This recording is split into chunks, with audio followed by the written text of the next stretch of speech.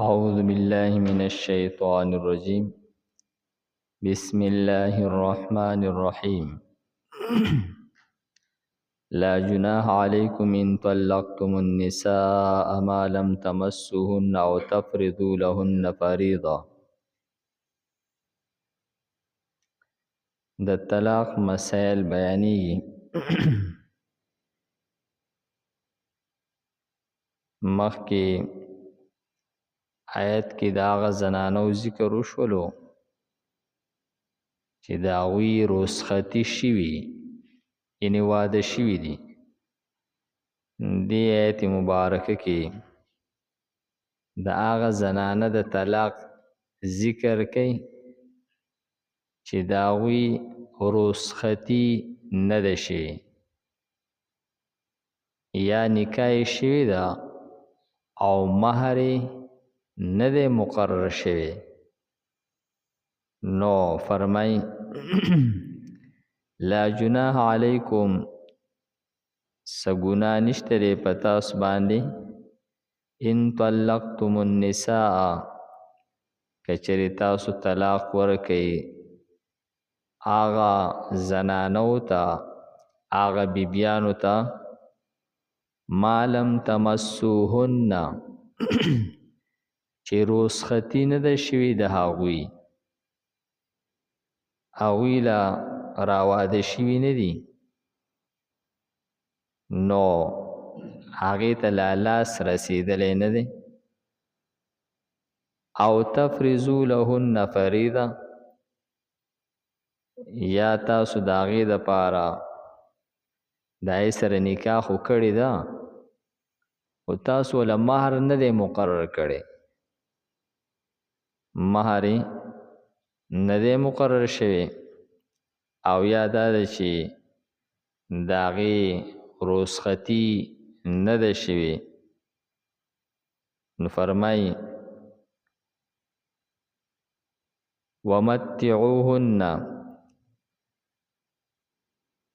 نو فرمایي چې کله چې یو زنانه چې د هغې رخصتي نه ده شوې او د هغې مهر نه دی مقرر شوی او دې ته طلاق میلاو شولو، نو د دې زنانه دپاره هیڅ نشته دی، یعنې مهر یې نشته دی. البته د دې دپاره به متعه ورکولی کېږي، یو ډالۍ به دې له جوړولی کېږي، هغه ډالۍ به دې ته ورکولی کېږي. دغه ډالۍ چې ده فرمایي چې دې کې اعلی قسم دا دی چې هغې له یو غلام ورکړلی شي یا ولې وینځه ورکړلی شي، او کم سے کم مقدار دا دی چې هغې له 3 جوړې دا ورکړلی شي. نو فرمایي چې ومتعوهن، نو تاسو متعه ورکئ دې ته، سامان ورکئ دې ته، یو هبه یو ډالۍ ورکئ دې ته. علی الموسع، نو په مالدار باندې، قدره،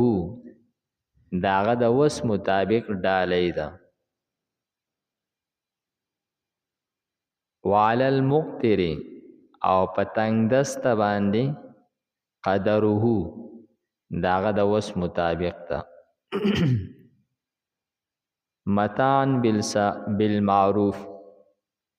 سامان ورکولی، پیدا ورکولی د دستور مطابق، عام طور کم خبره چې رایج ده، رواج ده، نو هغه ورکول. حقا علی المحسنین، او په نیکوکارو خلکو باندې دا حق جوړیږي چې کله رخصتي نه ده شوې او د زنانه مهر نه دی مقرر شوی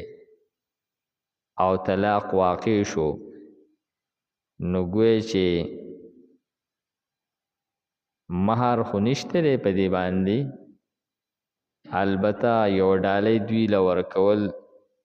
دا د نیکو خلکو باندې حق جوړیږي.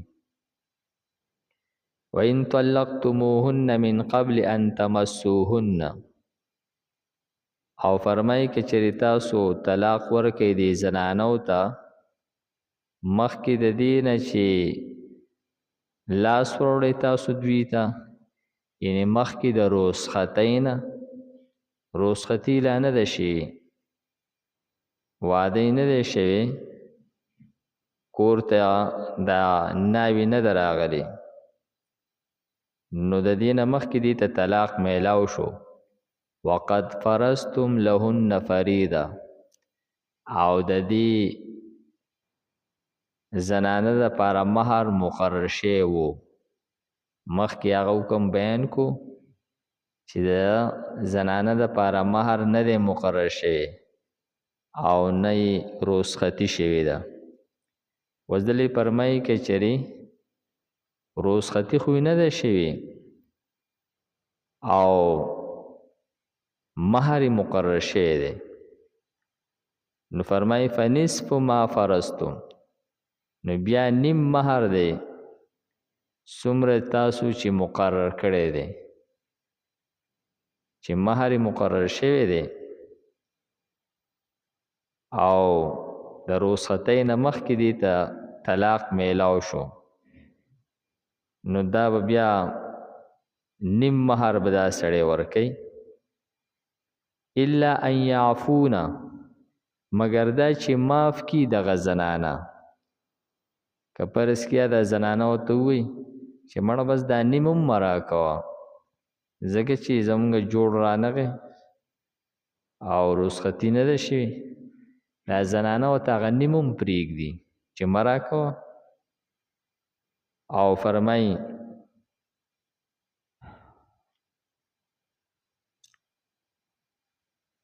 او یعفو الذی بیده عقدة النکاح، یا معاف کی هغه کس چې د هغه په لاس کې اختیار د نکاح دی، یعنې دغه نارینه چې دی دی ولا د نیم په ځای باندې پوره مهر ورکړي. دا د دوی خپل ثواب دید خبره ده. یا ورته زنانه هغه نیم هم پرېږدي او یا دا نارینه ولګي د نیم په ځای ولا پوره مهر ورکړي، دا د دوی په خپل ثواب دید ده. نیم مهر ورکول دا پې ضروري دي، او که دا زنانه ورته خپل برخه پرېږدي یا دا نارینه داسې کوي چې دی د نیم په ځای ولا پوره ورکوي، دا چونکې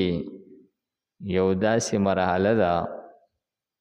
چې په دې دوران کې د دوو خاندانونو د یو بل سره هغه بغض پیدا کېدل، دشمني جوړېدل، نفرت پیدا کېدل، دا یو طبیعي خبرې دي، دا خامخا راځي. نو په دې موقع باندې که چېرې یو داسې قرباني وکړلی شي، که دا د خاوند د طرف نه او که دا د ښځې د طرف نه، نو شاید چې دغه بغض، حسد او دغه نفرت چې دی دا ختم شي. هغه ښځه ورته هغه مهر نیم هم پرېږدي، دا د نفرت د وجې نه پرېږدي بلکې د خیرخواهۍ د وجې نه پرېږدي. یا دا سړی ولا پوره مهر دا د غصې نه ورنکړي بلکې دا ولا د همدردۍ په طور ورکړي. نو دا کم یعنې خفګان چې راغی چې دغه خفګان قدرې آسان شي، او کم بغض نفرت چې د دې د وجې پیدا کیږي چې هغه پیدا نشي. نو فرمایي چې یا ورته پرېږدي هغه کس د چا په لاس کې چې هغه اختیار د نکاح ده. وان تعفو اقرب للتقوی، او که چېرې تاسو معاف کوئ، دلته کې خطاب دواړو ته دی، یعنې دا سړی ولا پوره مهر ورکړي یا دا ښځه ورته نیم پرېږدي، نو فرمای دا تقوا ته ډیره نږدې خبره ده او د تقوا ته د نږدې کېدلو وجه دغه ده چې کم بغض او کم نفرت دشمنی او د دوانو خاندانونو د یو بل سره کومه نالګي پیدا کېدونکې ده چې دا اړو پیدا نشي منځ کې داسې یو احسان راغی داسې یو کار یې وکړو چې د هغې توقع نه وه نو بیا هغه نفرت او هغه بغض هغه بیا نه پیدا کېږي نو فرمایي که چېرې تاسو معاف کوئ یعنې حق خو دغه نیم ورکول دي خو که دا سړی پوره ورکي یا دا ښځه ورته نیم هم پاتې کي دې دواړو کې یو کس هغه معافي وکړي نو دا پرهیزګارۍ ته ډېره نږدې خبره ده یعنې دا ډېره ښه خبره ده ولا تنسوا الفضل بینکم او تاسو مه هېروئ فضل په خپل منځ کې یعنی ښځه خاوند دي او د دوی څه وخت تېر شوی دی دا حکم چې دی دا سابقه د دې ټولو مسایلو سره ذکر کوي د طلاق د ټولو مسایلو سره که دا تاسو هغه د رخصتۍ نه مخکې طلاق ورکول دي د رخصتۍ نه پس طلاق ورکول دي دا څومره مسایل چې د طلاق ذکر شول د دې ټولو متعلق فرمای چې چون کې تاسو وخت یو ځای وخت تیر کړی دی دې سړي به په دې ښځې باندې احسانات کړي دغه ښځې به هم په دې سړي باندې بله احسانات کړي د ده خدمت به یې کړی نو دلته کې د طلاق خبره راغله دا خبره خو ځکه راغله چې د دوی یو ځای پاتې کېدل چې هغه هغې پیدا نه کوله نقصان یې کوو نو بس دا به امر مجبورن طلاق ورکړلی شو نو تاسو چې د یو بل سره کم وخت تېر کړی دی خامخا دې خاوند به په دې زنانه باندې ډېر احسانات دي د دې زنانه او په دې خاوند باندې هم ډېر احسانات دي یو ځای وخت پاتې شوی دی نو فرمایي چې دغه احسانات مه هېروئ چې ته صاحب هغه شل احسانات هېر کړي او دا یو بد چې دی دا هر ټایم نیغ کې چې بای ما دې طلاق راکړی دی یا سړی وایي زما دې طلاق اخیستی دی نو اوس ته یو طلاق اینې او څومره احسانات چې ستاسو په منځ کې د یو بل سره شوي دي د ټول نه اولنۍ دا خبره چې تا د نکاح پیغام ورکو ښځې قبول کړلو نو ستا دا قبلول ابتداءً دا اولنۍ احسان داو د دغه سړي د دغه ښځې ته د نکاح د هغه فرمایش کول دا هم دغه احسانو چې دا د هغې سره خپل پوره زندگی تیرولو قصد کړی و او هغه ښځې هم قبول کړی و هغې اوس هم د پوره زندګۍ تیرولو اراده وه ونه چلیدله نو فرمایي چې ستاسو زندگی یو ځای ونه چلیدله نو دا ټیک شو چې طلاق خو راغی خو د دې یو طلاق د وجې نه هغه ټول احسانات هغه زندگی چې کومه ستاسو یو ځای تیره شوې ده هغه مه هېروئ نو فرمایي ان الله بما تعملون بصیر یقینا الله تعالی په هغه باندې چې تاسو یې کوئ لیدونکی دی الله تعالی ته ستاسو ټول اعمال معلوم دي او په دې کې د نارینه څه غلطي وه د زنانه څه غلطي وه اوس نارینه په اړه کې کومه همدردي ده د زنانه په اړه کې څومره همدردي ده د نارینه په اړه کې څونه بغض پیدا شو د زنانه په زړه کې کم بغض دی نو په دې هر څه باندې الله تعالی علیم دی پوهه دی لا جناح علیکم نشته دی ګناه په تاسو باندې ان طلقتم النساء کچری تاسو طلاق ورکئ زنانو ته ما هغه زنانه لم تمسوهن چې ندي مسه کړي تاسو دوی لره او تفرضو لهن فریضه یا نه د مقرر کړي تاسو د دوی دپاره مهر ومتعوهن نو ډالۍ ورکئ دوی ته علی الموسع په مالدار باندې قدره د ده د وس مطابق ده وعلى المقتر او پتنګ دسته باندې قدره داغه د وس مطابق ته متاعن سامان دی بالمعروف د دستور مطابق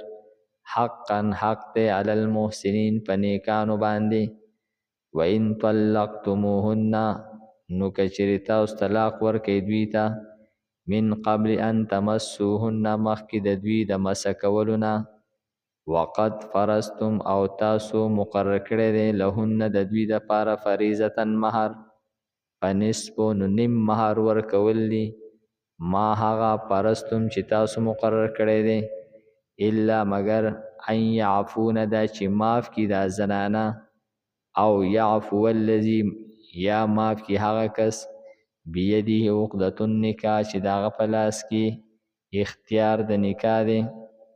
وان تعفو او کچری معاف کوي تاسو اقربو دا ډیره غوره ده دا ډیره نږدې ده للتقوا پرهیزګارۍ ته ولا تنسوا الفضل